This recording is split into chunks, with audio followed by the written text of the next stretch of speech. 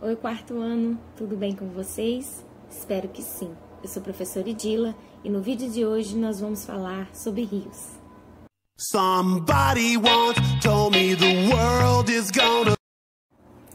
Então, para começar nossa aula de hoje, eu preciso que vocês abram a apostila na página 12. Vamos lá? Na página 12, nós vamos ver aí que temos uma imagem, né, um esquema e temos um texto. Vamos ler esse texto juntos? Os rios e as paisagens brasileiras. A sobrevivência e o desenvolvimento de muitas civilizações estão associados à existência dos rios. Além de ser fonte de abastecimento de água e produção de energia, os rios nos permitem pescar, navegar, brincar. Mas antes de servir ao ser humano, eles são elementos naturais com forma, estrutura e dinâmica própria. Podem grifar esse primeiro parágrafo todinho. Então, o que esse textinho está nos dizendo?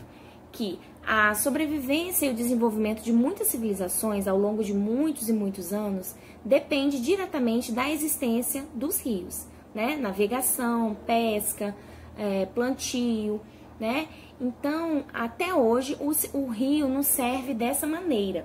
Mas antes de servir ao ser humano, ele faz parte de uma paisagem, ele possui uma estrutura. E é essa estrutura que a gente vai analisar na aula de hoje. Então, vamos lá. Na página 12 aí mesmo, vamos analisar esse esquema que fala da estrutura do rio. Então, nós temos aí nessa imagem a estrutura do rio. Começando, então, pela nascente ou cabeceira, que é o local onde surgem os rios, né? Onde nascem os rios. Nós temos o curso ou leito, que é o caminho que um rio percorre. Temos os afluentes ou tributários, que são os rios menores que desaguam no rio principal. Temos a margem, que é a superfície lateral, né, ao rio. E temos a foz, que é onde o rio deságua. Então, agora vocês já viram como é a estrutura de um rio. Vamos para a página 13. Na página 13, então, nós temos um texto e ele diz o seguinte, vamos ler juntos. As águas de um rio traçam seu percurso de acordo com as formas do relevo, o clima e a vegetação. Ao longo do caminho, mudam de velocidade e quantidade, volume de água. A largura e a profundidade do rio também mudam nos percursos, pois em alguns trechos ele é mais largo e em outros mais estreito, raso ou fundo. Assim, ele segue seu caminho deixando desenhos nas paisagens. Podem grifar esse parágrafo todinho, então. Um pouco mais abaixo, nós temos uma informação importante. Então, puxe uma setinha e escreva importante. Vamos ver o que essa informação nos diz? As curvas formadas por um rio no seu percurso em área plana são chamadas de meandros. Ao lado, então, nós temos uma imagem de um rio, né, que representa bem o que são esses meandros, né, essas curvas que o rio faz. Ainda na página 13, nós temos aí uma cruzadinha. Então, agora é hora da gente testar os nossos conhecimentos. Vamos ver, então, até aqui o que vocês aprenderam. No final do vídeo, eu posto a correção. Vamos para a página 14 agora e nós vamos começar a falar sobre as formas que nós, seres humanos, aproveitamos os rios. Então, vamos lá. Na página 14, nós temos aí um textinho que começa dizendo o seguinte. Vamos ler juntos. Aproveitamento dos rios. Rios que percorrem relevos de planície, tornando seu curso mais lento e formando meandros, lembra? As curvinhas? São chamados de rios de planície. Esses rios são favoráveis à navegação. Então, o que esse texto está nos dizendo? Que os rios que nós utilizamos para navegar são rios conhecidos como os rios de planície. Lembra das planícies? Áreas planas e um pouco mais baixas. Pois é, os rios que fazem parte deste relevo são rios utilizados para navegação. Podem grifar, então, isso aí. Importante essa informação. Continuando, então, nós temos aqui embaixo duas imagens, né, que representam esses rios de planície, esses rios que nós conseguimos navegar. Então, nós temos aqui duas imagens. O rio Paraguai e o rio Amazonas. Um pouco mais abaixo, nós temos aí um texto que continuamos, então, lendo juntos em voz alta. No norte do Brasil, há cerca de 23 mil quilômetros de rios navegáveis. o que possibilita o transporte de pessoas e mercadorias para diferentes lugares. O Rio Amazonas é o principal rio dessa região do país. Os rios de Planalto percorrem relevos com desníveis e, por isso, ao longo do curso de suas águas, formam-se cachoeiras e cascatas. Esses rios podem ser aproveitados para a instalação de usinas hidrelétricas e geração de energia. Então, lembra dos planaltos? Áreas altas, né, com bordas irregulares. Os rios que fazem parte desse relevo são rios que têm um fluxo de água mais rápido e são rios que, ao longo do seu percurso, formam cascatas e cachoeiras. Sendo assim, o ser humano desenvolveu uma forma de captar, de transformar a força desses rios em energia, que são as usinas hidrelétricas. Para explicar melhor esse assunto, eu separei um videozinho muito rápido, 4 minutinhos, que fala sobre a usina hidrelétrica de Itaipu. A usina de Itaipu, ela é binacional, ela pertence ao Brasil e pertence ao Paraguai também. E é uma usina hidrelétrica que gera energia tanto aqui para o Brasil, principalmente para a região sudeste, quanto para o Paraguai. Essa usina utiliza a força do rio Paraná. Vocês vão ver aí no vídeo. O vídeo não está completo, é só um pedacinho. Caso vocês tenham interesse de ver o vídeo na íntegra, ele está disponível no YouTube com o nome Por Dentro de Itaipu. Então, vou colocar o videozinho aqui para vocês e já volto para a gente conversar. Oi, gente! O Foco Ambiental veio te mostrar como é que funciona a hidrelétrica que mais produz energia no mundo, a Itaipu Binacional. Além disso, a gente vai ver os projetos de compensação ambiental da usina.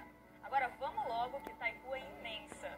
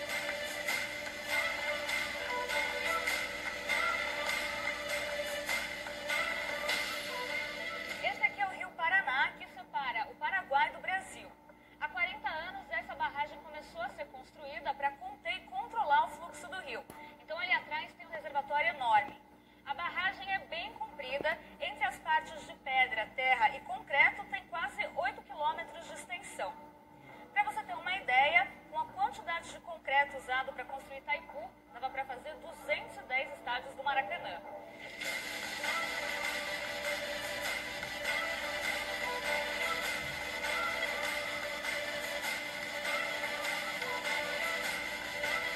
A gente está aqui pertinho da barragem, o barulho da água é bem alto e ali está cheinho de água até em cima, que vai passar por esse cano, o conduto forçado.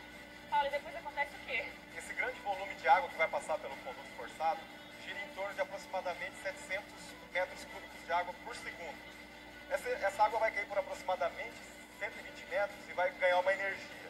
Essa energia da água, ela vai acionar uma turbina hidráulica e vai fazer gerar energia.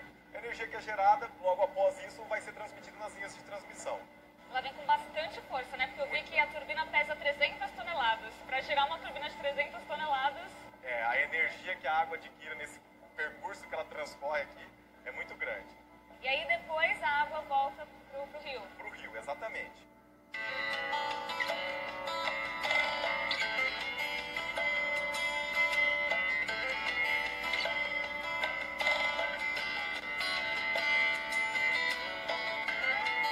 A gente veio agora para cima da barragem, que tem uma altura equivalente a um prédio de 65 andares. Para cá é o reservatório, que é bem grande, maior até do que a cidade de São Paulo, para vocês terem uma ideia. E do lado de lá, o Rio Paraná segue seu curso. Ô Paulo, o que é feita com a energia que é produzida aqui? A energia que é produzida aqui alimenta os nossos dois países, que são os donos da Itaipu. Alimenta parte do Paraguai e parte do Brasil, tá? Então, aproximadamente 17% do mercado brasileiro é alimentado pela energia gerada pela Itaipu. E no mercado paraguaio esse valor gira em torno de 75% a 80%. E no Brasil essa energia vai para que região? A energia vai para o sudeste. até ser distribuído na casa de cada consumidor. E qual que é a importância da Itaipu para o Brasil? A Itaipu é extremamente importante em vários aspectos, né? Seja por estar produzindo uma energia limpa e renovável, uma energia barata, que é hidrelétrica, é energia barata, né? Comparada com energia térmica ou outras fontes de geração. O hidrogerador é uma fonte de energia que nós chamamos de flexível. Eu consigo partir e parar uma máquina como a de Itaipu em 15 minutos esse processo. Se você for pegar algumas usinas termoelétricas, chega a demorar 48 horas, 24 horas, todo o processo de partida e parada. Então, esses são os principais aspectos. E em 2016 vocês tiveram um recorde de produção de energia, né? Correto. 103 milhões de mega foi a nossa produção. Essa quantidade de energia seria possível alimentar o planeta Terra inteiro por 2 dias consecutivos. Nossa. A América Latina por 41 dias inteiros.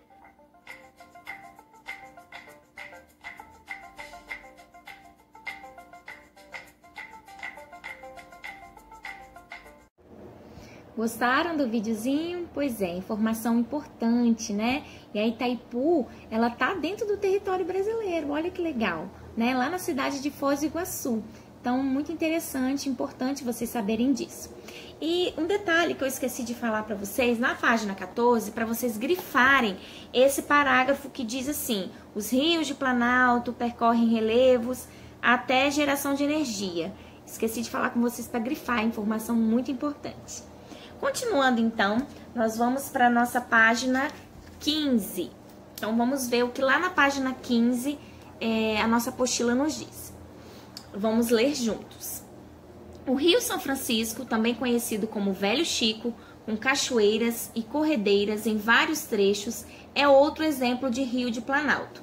Ele percorre 5 unidades federativas, ele nasce em Minas Gerais, atravessa a Bahia, passa pelas divisas entre Bahia e Pernambuco, Sergipe e Alagoas e deságua no Oceano Atlântico. Agora, nós vamos falar ainda na página 15 sobre rios perenes e rios temporários. Vamos saber a diferença de um e de outro. Os rios podem se dividir em 2 tipos, rios perenes e rios temporários. Os rios perenes são aqueles que eles têm um volume de água fixo, né, permanente o ano todo. Então, mesmo naquelas épocas em que não chove, né, eles têm água, têm fluxo de água. No Brasil, a maioria dos rios aqui no Brasil são perenes. Os rios temporários, como o próprio nome já sugere, são aqueles rios que em época de escassez, né, em época de falta de chuva, eles chegam até a secar.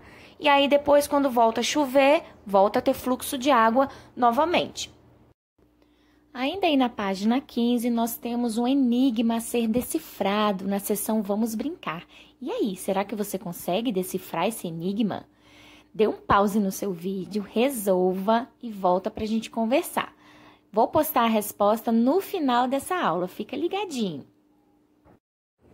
Aproveite e faça também a página 16, atividade 1 e 2. Dê um pause no seu vídeo, resolva e volta para a correção.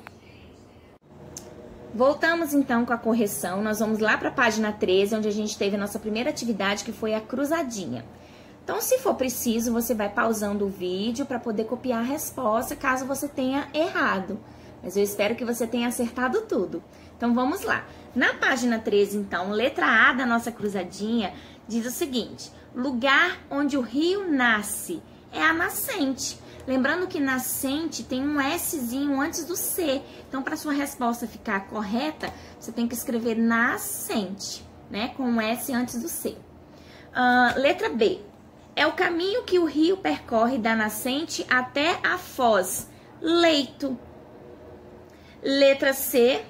Terras que ficam nos 2 lados do rio. Margens. Sempre no plural. Letra D. Lugar onde o rio lança suas águas é a foz. Letra E. Rios menores que desaguam no rio principal. Afluentes. E letra F. Curvas formadas por um rio no seu percurso. São os meandros. E aí, quantas você acertou? Espero que tenha acertado tudo, hein? Vamos agora para a nossa página 15, onde nós tínhamos um enigma a ser decifrado.